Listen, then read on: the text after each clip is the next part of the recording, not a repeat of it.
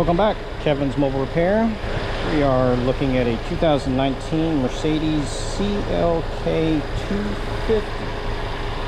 So we're doing a couple of different things to this thing today. This is a CLA250 with 2.0 turbo model. We're doing a couple little things. First, we did an oil change. Already did that already. I'll show you a quick little overview of that one. And then we're also checking for customer states AC is not as cold as it should be. This being a 2019, this is probably going to be one of the last years that the RF or R134A is going to be used in it, and it's going to be switched over to the YF1234 here eventually. Sorry for the engine noise. We got to have it running in order to be able to check the AC pressures and stuff, but I'll give you a quick little overview. So the oil change part first. So oil filter on this one will be located here. Take the cap off. Can't remember the nut size and stuff. I think it's like a 30, 32, somewhere around that range. I used a quarter or a half-inch extension and then a ratchet to take it off that way. Underneath, 3 8mm bolts, takes the little cover off, and then a 13mm nut for the drain tube. As far as that, I would use a long 13 socket or a 13 socket and extension, because you're going to hit that oil pan when you're trying to use a ratchet on there, so it's no fun. So use an extension, get out of the way of it, let it drain, come up here, let this drain, let it all filter down. Make sure you do replace all 3 O-rings on this thing. So when you get a kit, make sure it has all 3 on there. Replace the washer underneath, put it back in. This is going to take about 5.8, 5.9 quarts, so roughly 6 quarts of oil, 0.40. So that's the oil change part. Now onto the AC. Here it's currently 88 degrees, so we're going to round it up to 90 because that's what the chart would go by. Chart says for this temperature, low side anywhere between 45 to 55, high side anywhere between 250 and 270. So AC's been running for about a good 5 minutes, so all the pressures are equalized. Let's go take a look.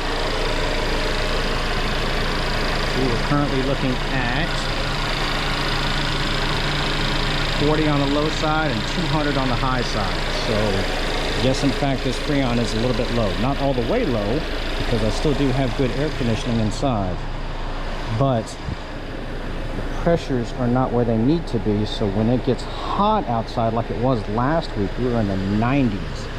So when it gets stupid hot like that, the Freon, there's not enough Freon in there in order to extract out the heat coming through the vents. So we're going to top this off a little bit. We're going to get our high side around the 45 range and the low side, low side around the 45 range, and the high side probably just below 250, around 245. So I'm going to go put that in. Here's my standard setup and stuff like that. I have the big can, I also have the little cans. This one has dye, so this will be able to track down where a leak is at. If you have low Freon, Freon is a closed system. You have a leak somewhere if you have to add Freon. So this can with this dye will be able to help detect where the Freon is leaking out at. Also, the amount of time it takes for it to leak out will also determine on the size of the leak. So I'm going to go put this in, get the pressures right, and I'll be right back.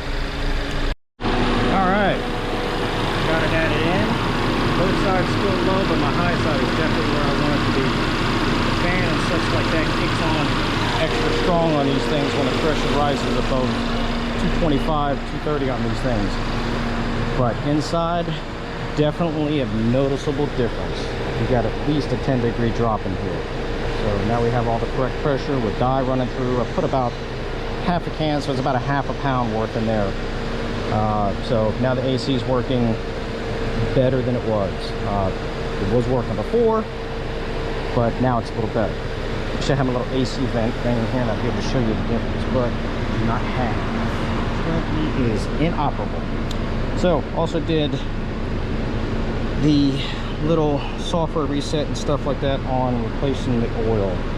I don't think there is a manual way that you can reset it. I think it all has to be done software-wise. You might be able to correct me wrong, but this is how I do it. I have a scanner that has the ability of going in and resetting the oil change and such. So that is it for today. Any questions, comments, please feel free to let me know.